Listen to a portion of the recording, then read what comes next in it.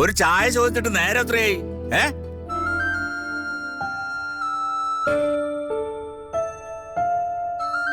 Case ഫയലായിട്ട് എത്താന്ന് പറഞ്ഞ ഹരീന്ദ്രനും കാണാനില്ല. ഇവനൊക്കെ ഇവിടെ എനിക്കൊരു ചായ തരാൻ ആരുമില്ലേ? ഇവിടെ ഉള്ളവരൊക്കെ എവിടെ പോയിരിക്കുക? എത്ര നേരാണെന്ന് വെച്ചാൽ ഒരു ചായക്ക് വേണ്ടി കാത്തിരിക്കുന്നത്? ഇവിടെ ഉള്ളവരൊക്കെ എവിടെ പോയിരിക്കുക?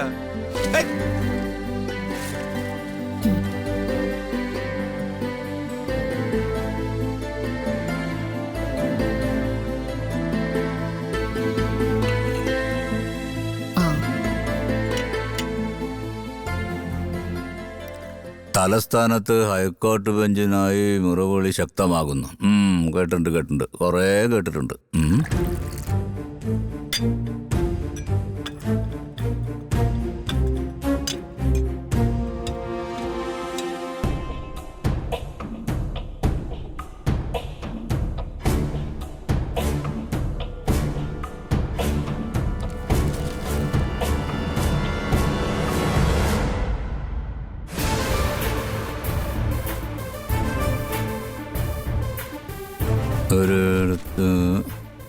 എന്താ നന്ദിനി ഇത്?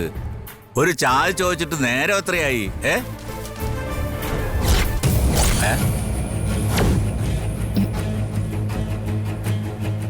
നീയോ? അപ്പൊ നന്ദിനി എവിടെ പോയി? അവരെല്ലാം അമ്പലത്തിൽ പോയെന്ന് തോന്നുന്നു. ഓ, ഇപ്പോഴാ ഞാൻ ഓർക്കുന്നത്. രാവിലെ കുടുംബക്ഷേത്രത്തിൽ പോണമെന്ന് പറഞ്ഞിരുന്നു. ഞാൻ അതങ്ങ് മറന്നു. അതെ,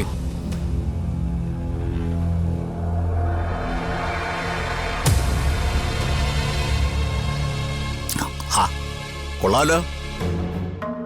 അപ്പോ നിനക്ക് നല്ല ബുദ്ധി തോന്നി തുടങ്ങിയല്ലേ? രാവിലെ നീ എനിക്ക് നീട്ടിയ ഈ ഒരു കപ്പ് ചായയിൽ നിന്ന് ഞാൻ മനസ്സിലാക്കേണ്ടത് ഇന്നലെ ഞാൻ പറഞ്ഞതൊക്കെ അഡ്വക്കേറ്റ് അഞ്ജലിക്ക് ബോധ്യമായി എന്നതാണ്, അല്ലേ? That's good. അപ്പോ പറയേണ്ട കാര്യങ്ങൾ പറയേണ്ട സമയത്ത് പറയേണ്ട പോലെ പറഞ്ഞാൽ അഡ്വക്കേറ്റ് അഞ്ജലിക്ക് മനസ്സിലാകുമല്ലേ?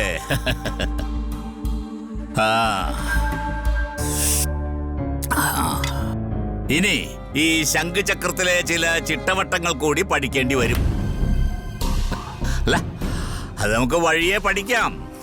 സമയമുണ്ടല്ലോ, അല്ലേ?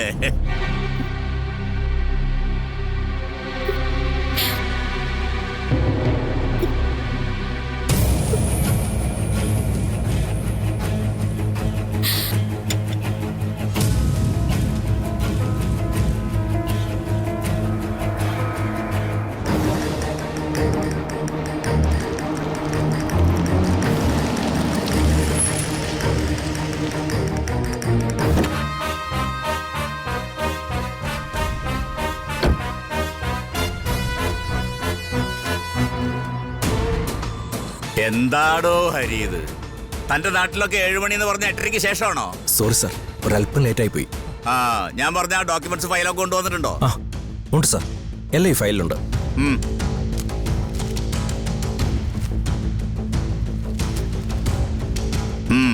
Good good.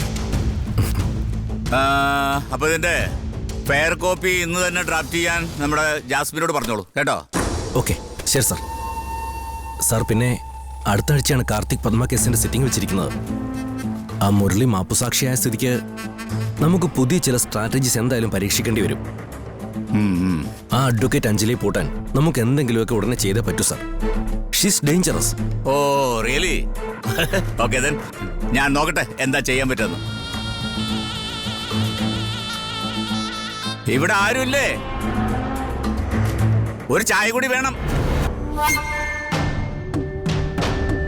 സാർ, ഞാൻ കേട്ടത് ആ അഞ്ജലി എന്തൊക്കെയോ സംതിങ് ബിഗ് പ്ലാൻ ചെയ്യുന്നുണ്ടെന്നാ ബാർ അസോസിയേഷനിലെ അടക്കം പറച്ചില്. അത് കേട്ടപ്പോൾ മുതൽ ഞാൻ നല്ല ടെൻഷനില്ല.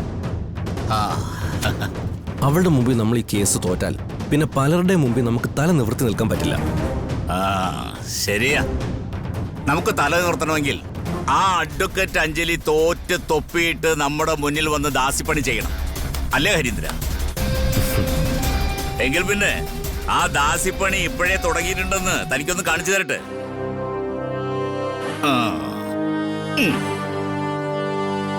അഞ്ജലി, ചായ.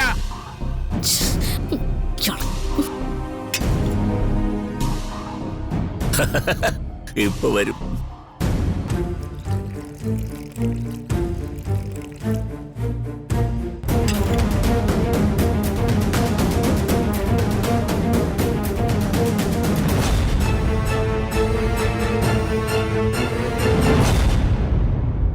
ആ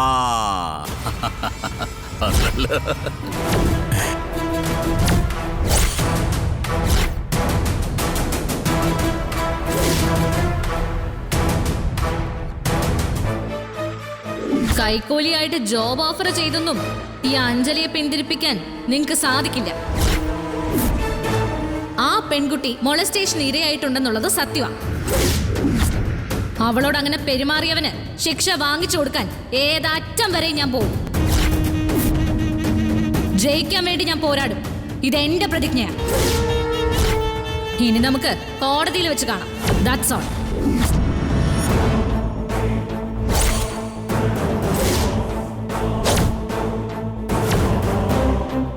ചായ എനിക്കാണ്.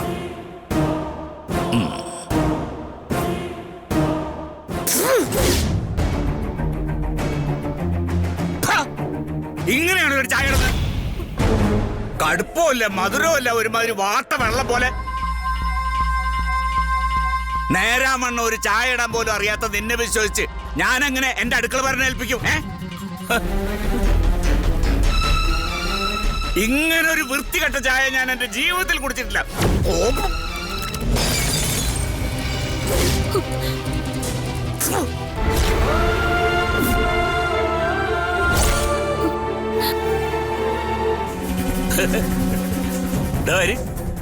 തനിക്ക് ഇയാളെ മനസ്സിലായില്ലേ? ഒരു പഴയ പേര് കേട്ട വക്കീലുണ്ടല്ലോ, ആ പേര് കേട്ട വക്കീലിന്റെ പേര് കേട്ട മകളാ. അഡ്വക്കേറ്റ് അഞ്ജലി എന്നാണ് മേഡത്തിന്റെ പേര്. ഇപ്പോ ഇവിടെ എന്റെ വീട്ടിലെ അടുക്കള കാര്യങ്ങളൊക്കെ നോക്കി ഇങ്ങനെ കഞ്ഞി കുടിച്ചു പോകുന്നു അല്ലേ? എന്നാ അഡ്വക്കേറ്റ് അഞ്ജലി ചെല്ല്. എന്നിട്ട് ഉച്ചഭക്ഷണത്തിന് നേരാവണ്ണം വായിക്ക് കൊള്ളാവുന്ന എന്തെങ്കിലും ഭക്ഷണം ഉണ്ടാക്കാൻ നോക്ക്. അല്ലാതെ എന്റെ വായിലിരിക്കുന്ന കേൾക്കാനുള്ള അവസരം ഉണ്ടാക്കരുത് നീ. കേട്ടേ? ഓടി അവിടുന്ന്. പോരല്ലോ അവിടുന്ന്.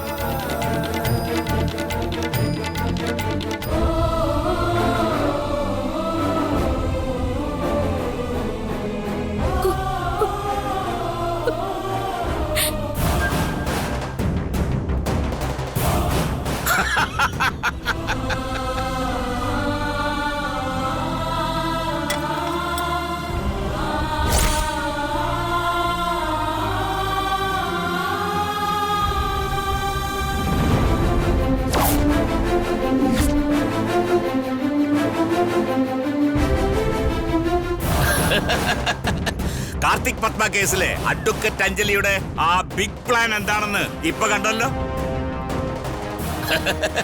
പിന്നെ താൻ ഇവിടെ കണ്ടതൊക്കെ ബാർ അസോസിയേഷനിലെ കരക്കമ്പിക്കാരോട് വള്ളി പുള്ളി തെറ്റാതെ ചെന്ന് പറയണം.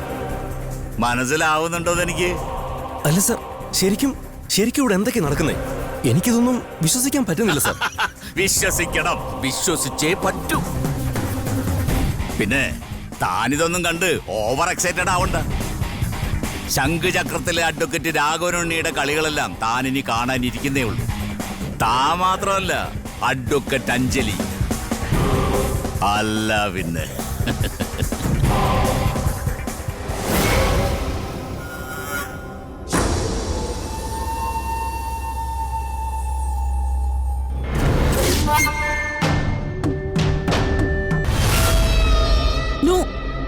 അത് നടക്കില്ല, നടക്കാൻ സമ്മതിക്കില്ല ഞാൻ. കാവ്യ, റിലാക്സ്. നീ ഇങ്ങനെ ഓവർ ഇമോഷണൽ ആവാതെ ഞാൻ പറയുന്നത് അല്പം സമയം എടുത്തൊന്ന് ആലോചിച്ച് നോക്ക്. ഇല്ല ചേച്ചി, നോ, നെവർ. ഇതിനകത്ത് ഇനി ഈ കാവ്യക്ക് ഒന്നും ആലോചിക്കാനില്ല, ഒന്നും. മറ്റാരായിരുന്നാലും ഞാൻ സഹിച്ചേനെ. ഇത് അഡ്വക്കേറ്റ് അഞ്ജലിയാ, എന്റെ നേർക്ക് നേരെ നിന്ന് വെല്ലുവിളിച്ച ജാട, ഇഡിയറ്റ്. അവളുടെ കൂടെ കിടന്നുറങ്ങിയ ആ അർജുന് ഇനി ഞാൻ വിവാഹം കഴിക്കണമെന്നാണോ അനുചേച്ചി പറയുന്നേ? അത് നടക്കുന്ന കാര്യമല്ല. അതിനു വേണ്ടി പറയാൻ ചേച്ചി ഇനി ഇവിടെ നിൽക്കണമൊന്നുമില്ല. You way go now.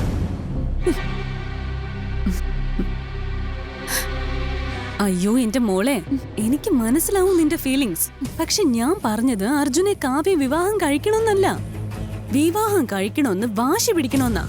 വാശി പിടിച്ചത് നടപ്പിലാക്കണമെന്ന് മാത്രം. അതും വെറും വാശി പോരാ, ഹൈ വോൾട്ടേജ് ഇമോഷണൽ ഡ്രാമ നടത്തി അവനില്ലാതെ ഞാൻ ഒരു നിമിഷം പോലും ഈ ഭൂമിയിൽ ജീവിക്കില്ലെന്ന സ്റ്റാൻഡില് കാവ്യ ഉറച്ചു നിൽക്കണം. അതാണ് ആവശ്യം. പക്ഷെ എന്തിന്? അതുകൊണ്ട് എന്താ പ്രയോജനം? പ്രയോജനമുണ്ട്. മഹാപ്രളയത്തിൽ പോലും കടപുഴകാത്ത ചില വൻമരങ്ങൾ ഉണ്ടാവും. അതുപോലെയാ ചില ആണുങ്ങളുടെ മനസ്സും. എന്തൊക്കെ സംഭവിച്ചാലും അവര് കുലുങ്ങില്ല. ആകാശം ഇടിഞ്ഞ് താഴേക്ക് വന്നാലും ഒരൊറ്റ കൈ ഉയർത്തി അവരത് തടഞ്ഞു നിർത്തും. അവരെയാണ് നമ്മൾ നല്ല ഉശിരുള്ള അച്ഛന്മാരെന്ന് വിളിക്കുന്നത്. ആ പർവ്വതത്തെ കുലുക്കാൻ, അവരെ അടിമുടി പതറിക്കാൻ ഒരൊറ്റ വസ്തുവേ ഉള്ളൂ ഈ ലോകത്ത്. അത് സ്വന്തം പെൺമക്കളുടെ കണ്ണുനീരാ, അവരുടെ ഒരു ഏങ്ങിക്കരച്ചിലും മാത്രം.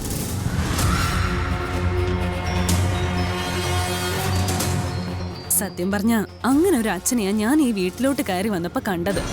MP വിശ്വംഭരക്കുറുപ്പിന്, കാവ്യയുടെ അച്ഛന്.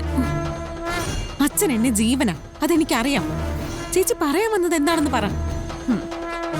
അർജുനെ സ്വന്തമാക്കാനായില്ലെങ്കിൽ ഈ ഞാൻ ഇല്ലാന്ന് തന്നെ കാവ്യ കുറുപ്പങ്കിളിനോട് തീർത്തങ്ങ് പറയണം. ഒരുതരം ആത്മഹത്യാ ഭീഷണി തന്നെ. അങ്ങനെ വരുമ്പോ അർജുന് സ്വന്തം മകൾക്ക് ലഭിക്കാൻ വേണ്ടി കുറുപ്പങ്കിൾ ഇറങ്ങി പുറപ്പെടും. അതൊരു ഒന്നൊന്നര പുറപ്പാടായിരിക്കും. അതോടെ അഞ്ജലിയുടെ കാര്യത്തിൽ പിന്നെ അങ്കിളിന് ഒരു തീരുമാനം എടുത്തേ പറ്റൂ. ഒരു വെടിക്ക് രണ്ട് പക്ഷി. നമ്മൾ രണ്ടുപേരുടെയും പൊതുശത്രു അഡ്വക്കേറ്റ് അഞ്ജലി ആർക്കും ഒരു സംശയവും ഉണ്ടാവാത്ത രീതിയിൽ അങ്കിളിന്റെ കൈകൊണ്ട് തന്നെ ഇല്ലാതാവുമെന്ന് ഉറപ്പാ. അപ്പൊ അർജുൻ? യെസ്, അയാളാണ് നമ്മുടെ ടാർഗറ്റ്.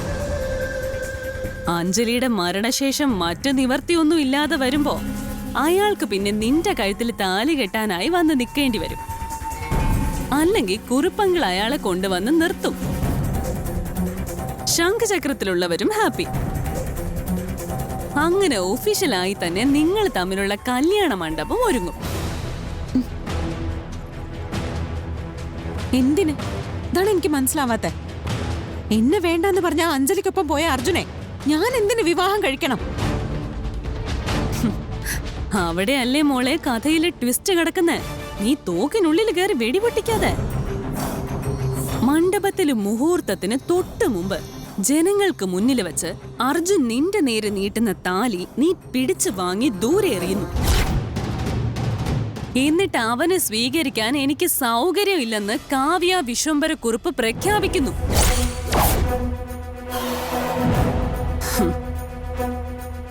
ഒരിക്കൽ നിന്നെ വേണ്ടാന്ന് വെച്ച് അവൻ ഇറങ്ങിപ്പോയ അതേ കതിർ മണ്ഡപത്തിൽ വച്ച് തന്നെ നീ അവനെയും വേണ്ടാന്ന് പറഞ്ഞ് അപമാനിച്ച് തല താഴ്ത്തിക്കണം. അതാണ് പ്രതികാരം.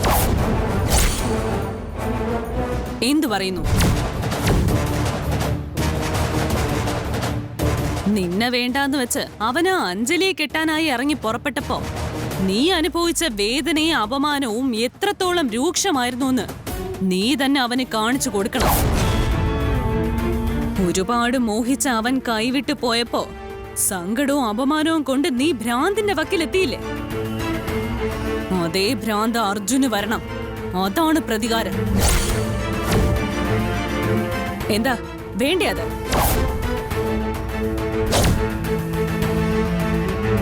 ചേച്ചി,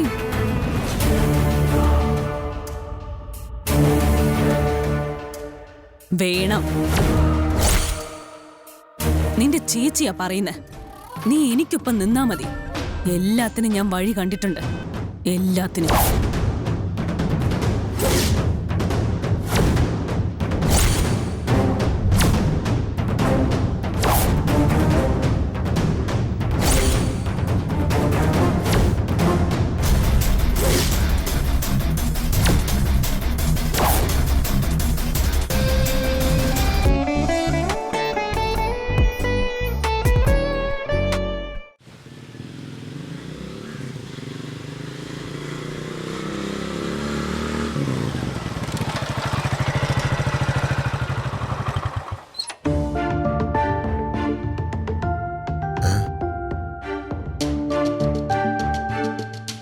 ഇവിടെ അങ്ങ് ആരും ഇല്ലേ? കണ്ടിട്ട് അഞ്ജലി ഇങ്ങോട്ടൊന്നും വന്ന ലക്ഷണം കാണുന്നില്ലല്ലോ. ഇവിടെ ആരും ഇല്ലേ? ഹലോ ആര്യമോളെ, രമണിയുടെ അളവ് ബ്ലൗസ് കൊണ്ട് അവളുടെ മോൻ വന്നാണെന്ന് തോന്നുന്നു. നീ അതൊന്ന് വാങ്ങിച്ചു വെച്ചേ. ആ ശരി അമ്മായി.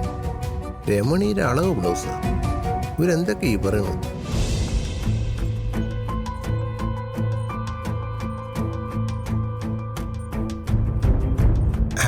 ഞാനേ അഞ്ജലി തിരക്കി വന്നതാ. അഞ്ജലി തിരക്കിയോ? അതിന് അഞ്ജലി ഇപ്പൊ ഇവിടെ അല്ലല്ലോ താമസം. അവള് കല്യാണത്തിന് ശേഷം അവളുടെ ഭർത്താവിന്റെ വീട്ടിലാ. ഇതുവരെ ഇങ്ങോട്ട് വന്നിട്ടില്ല. വന്നിട്ടില്ലേ? അപ്പൊ അഞ്ജലി ഇത് എവിടെ പോയി? അഞ്ജലി എങ്ങോട്ട് പോവാൻ? നിങ്ങക്ക് അഞ്ജലിയെ കാണാനാണെങ്കിൽ നേരെ അർജുന്റെ വീട്ടിലേക്ക് പോയാ പോരായിരുന്നോ? ഞാൻ അവിടെ പോയി. പക്ഷേ അഞ്ജലി അവിടെ നിന്ന് ഇറക്കി വിട്ടെന്ന് പറഞ്ഞു. അഞ്ജലി ഇറക്കി വിട്ടോന്നു? ആര്? താനീ പറയുന്നത് നേരാണോ? പറയുന്ന നേരാ. ഞാൻ അവിടെ ചെന്നപ്പോ അഞ്ജലിയുടെ ചേച്ചി അനുപമയാണ് എൻ്റെ അടുത്ത് ഇക്കാര്യം പറഞ്ഞത്. കഴിഞ്ഞ ദിവസം രാത്രി തന്നെ അഞ്ജലി അവിടെ നിന്ന് ഇറക്കി വിട്ടെന്ന് അവരാണ് എന്നോട് പറഞ്ഞത്. എന്റെ ഈശ്വര, രാത്രി തന്നെ ഇറക്കി വിട്ടോ? അല്ല, ഇയാള് ടെൻഷനൊന്നും ആവണ്ട. ആ സ്ത്രീ പറയുന്ന പൂർണ്ണമായിട്ട് വിശ്വസിക്കാനൊന്നും പറ്റില്ല. അറിയാലോ അവരുടെ സ്വഭാവം. മൂർഖം പാമ്പ് വരെ വിഷം കടം ചോദിക്കും അവരുടെ അടുത്ത്. ഞാൻ മനസ്സിലാക്കിയെടുത്തോളം എന്തിനും മടിക്കാത്തൊരു പ്രകൃതമാണ് ഈ അനുപമയ്ക്ക്.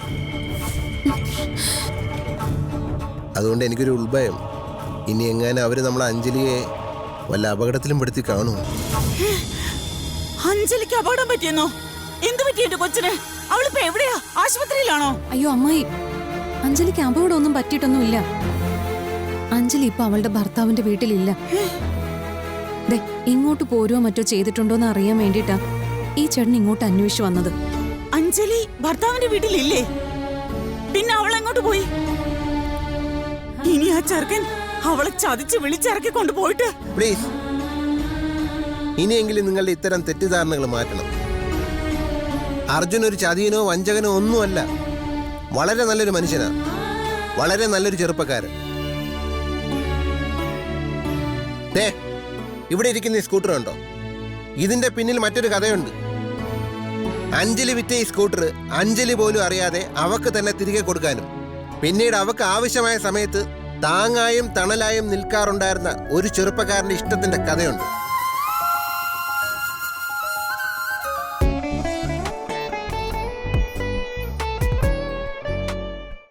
അഞ്ജലി വിറ്റ ഈ സ്കൂട്ടർ അഞ്ജലി പോലും അറിയാതെ അവക്ക് തന്നെ തിരികെ കൊടുക്കാനും പിന്നീട് അവക്ക് ആവശ്യമായ സമയത്ത് താങ്ങായും തണലായും നിൽക്കാറുണ്ടായിരുന്ന ഒരു ചെറുപ്പക്കാരന്റെ ഇഷ്ടത്തിന്റെ കഥയുണ്ട്. അർജുൻ. ആ അർജുനെ അഞ്ജലി ഒഴികെ നിങ്ങൾ ആരും ശരിക്കും അറിഞ്ഞിട്ടില്ല, ഇന്ന് ഈ നിമിഷം വരെ.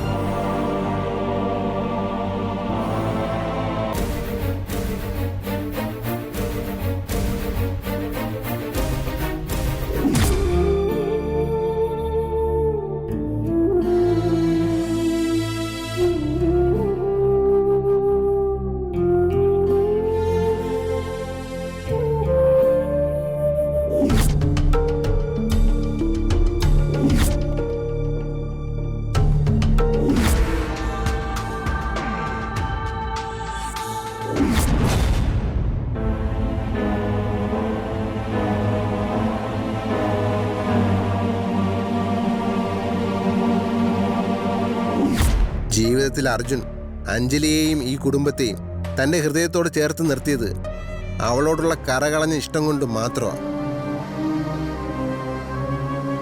അഡ്വക്കേറ്റ് രാഘവനുണ്ണിയുടെ മകനായിപ്പോയെന്നുള്ള ഒറ്റ കാരണം കൊണ്ടാണ് അവന് പിന്നീട് ചില നാടകങ്ങളൊക്കെ കളിക്കേണ്ടി വന്നത്. സ്വന്തം പേര് പോലും അഞ്ജലിയിൽ നിന്ന് മറച്ചു വെച്ച് ഇക്കണ്ട കഷ്ടപ്പാടുകളൊക്കെ അവൻ സഹിച്ചത് അവളുടെ ഇഷ്ടത്തിനു വേണ്ടി മാത്രമായിരുന്നു. ഇനിയെങ്കിലും നിങ്ങളൊക്കെ അത് മനസ്സിലാക്കിയാൽ കൊള്ളായിരുന്നു.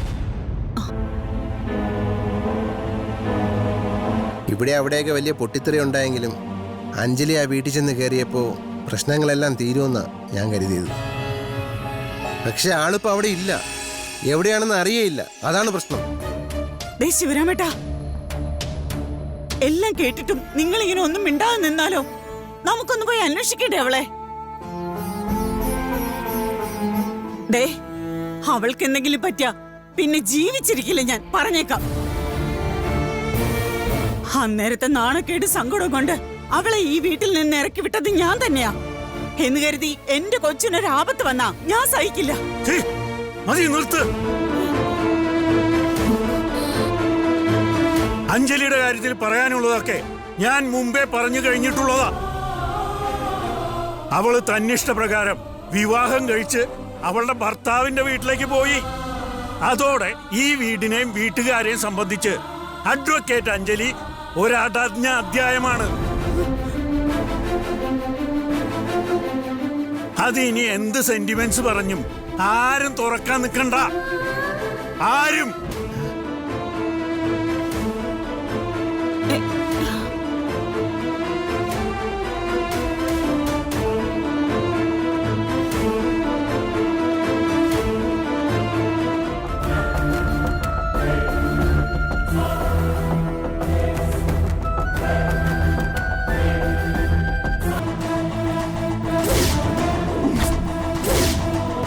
അഡ്വക്കേറ്റ് അഞ്ജലി ഇല്ലാതാവണം. കൊല്ലണം അവളെ, കൊന്നേ പറ്റൂ.